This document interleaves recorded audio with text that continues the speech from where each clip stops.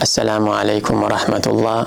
هاوڕێیان بینەرانی کەناڵی بریز ڕەسوول لە هەر شوێنێکی سەرگۆی ئەو زەویان سڵاو و ڕێزی تایبەتیمان بۆ ئێوەی ئازیز و خۆشەویستەیە و لێرەدا دەمەوێت زۆر سپاسێکی تایبەتیتان بکەم کە بووینە جێگەی متمانەی ئێوەی ئازیز و خۆشەویست و سیڤێکی زۆرمان بەدەست گەیشتووە دوای ئەوەی کە لە ڤیدیۆیەکی ڕابردوو باسی ئەوەم کرد کە دەتوانن بۆ کارکردن بێنە وڵاتی کەنەدا و ڤیزەی کارکردن لە وڵاتی کەنەدا وەربگرن بە دۆزینەوەی LMIA بە سپۆنسەرکردن لە کۆمپانیاکانی وڵاتی کەنەدا لە ڕێگای ڕاوێژکاری یاسایی لەم وڵاتە.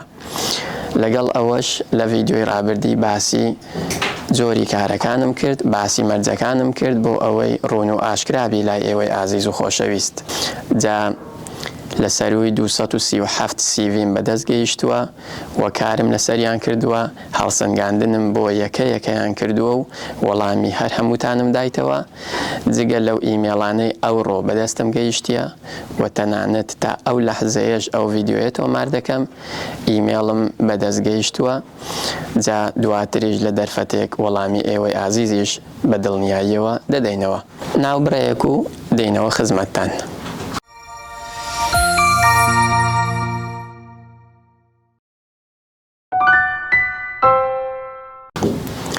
بەڕێزان، ئەوەی شایەنی باسە باسی بکەم لەم ڤیدیۆیە چەند تێبینیەک بوو لەسەر کوالێتی سیڤیەکانتان. هەندێک سیڤیم بەدەست گەیشتووە تەنها ناوی سیانی و ژمارەی تەلەفۆن و ئیمێڵەکەی نووسیە. هەندێک سیڤیم بەدەست گەیشتووە ئاماژەی بە ئەزموونی کاری نەدایە. هەندێک سیڤیمان بەدەست گەیشتووە ئاماژەی بە هیچ بڕوانامەیەک نەکردیە.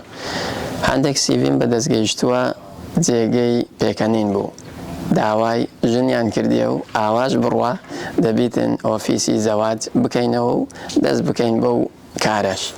بەڕێزان، خەڵکێکی زۆر سیڤی ناردیە، بەڵام دەتوانم دابەشی بکەم بۆ دوو بەش.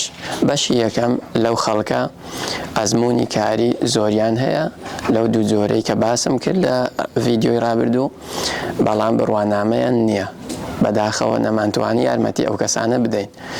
جۆری دووەم ئەو کەسانەی کە سیڤیان ناردبوو ئەوەیە کە ئەزموونی کاریان نییە، بەڵام بڕوانامەیان هەیە و بگرە بڕوانامەی زۆر بەرزیشیان هەبووە لەسەر ئاستی دکتۆر، ئەندازیار، پارێزەر، مامۆستا، تەنانەت قوتابیانی زانکۆ لە هەموو چین و توێژێک ویستیتیان بێن ڤیزەی کار وەربگرن لە وڵاتی کەنەدا و بێنە کەنەدا بۆ کارکردن، بەڵام بەداخەوە لەبەر نەبوونی ئەزموونی کار لەو دوو جۆرەی کە لە ڤیدیۆی ڕابردوو باسم کرد بۆتان تیایاندا نەبوو، بە داوای لێبردنەوە نەمانتوانی یارمەتیتان بدەین.